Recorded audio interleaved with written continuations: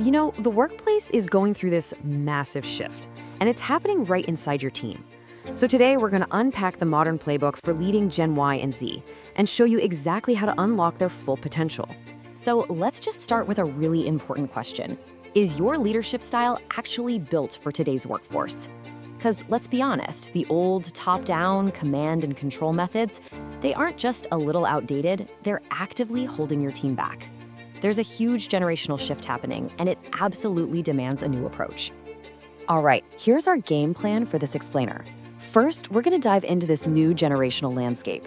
Then, we'll talk about some common leadership traps you've got to watch out for. From there, we'll get into building real trust, setting goals that actually get people excited, and finally, we'll tackle how to handle those tough conversations with confidence. First up, the new generational shift. And let's be really clear about this. This isn't some problem you have to overcome. This is just the new reality of how your team operates. It's about understanding the world we're in now.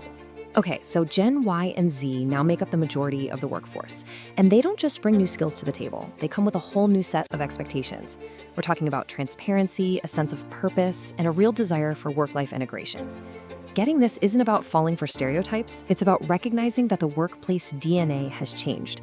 And when you lean into it, you can seriously unlock your team's potential. All right, let's move into our second section, which builds right off of this: avoiding common leadership traps. The truth is, a lot of the old management habits just don't work anymore. So we're going to look at how to swap out those outdated routines for strategies that are actually effective today. Okay, so here's the first big trap. The old way was all about command and control, right? You give the orders, your team executes. It's simple, but it's not very inspiring. The effective strategy today is all about collaboration. It's about creating a space where people's ideas aren't just welcome, they're actively looked for. And this isn't about losing your authority. It's about building a sense of collective ownership over the work. And here is another huge one: the dreaded annual performance review. I mean, think about it. These generations grew up with instant feedback, likes, comments, real-time everything. So waiting an entire year to find out how you're doing, it just feels completely disconnected from reality. The modern approach is all about continuous feedback. It's an ongoing conversation with real-time coaching. It's way less of a formal judgment and so much more of a supportive dialogue that helps people grow right in the moment. And all of this really leads to a super important point: building trust and rapport. For Gen Y and Z, the relationship they have with their direct manager is a massive, massive factor in whether they stay engaged and loyal. So how do you build that connection effectively and, maybe just as important, quickly? Well, it really boils down to 3 simple steps you can start doing tomorrow. First, show genuine interest. Go beyond just asking, "What are you working on?" Try asking something like, "What's a recent win you were really proud of?" Second, be transparent. Tell people the why behind decisions. And third, and this one is so crucial, shift your mindset from being a manager to being a mentor. Don't just oversee their tasks, help guide their career. Okay, so once you have that foundation of trust, how do you drive amazing performance? Well, that brings us right to section 4, goals and performance that motivate. This is all about connecting the dots between what someone does every single day and the bigger picture. So what really makes a goal motivating? It's definitely not just a number on a spreadsheet. A truly motivating goal is a super clear objective that shows a person exactly how their work, their effort, is contributing to the company's larger mission. When people can actually see their impact, their motivation just goes through the roof.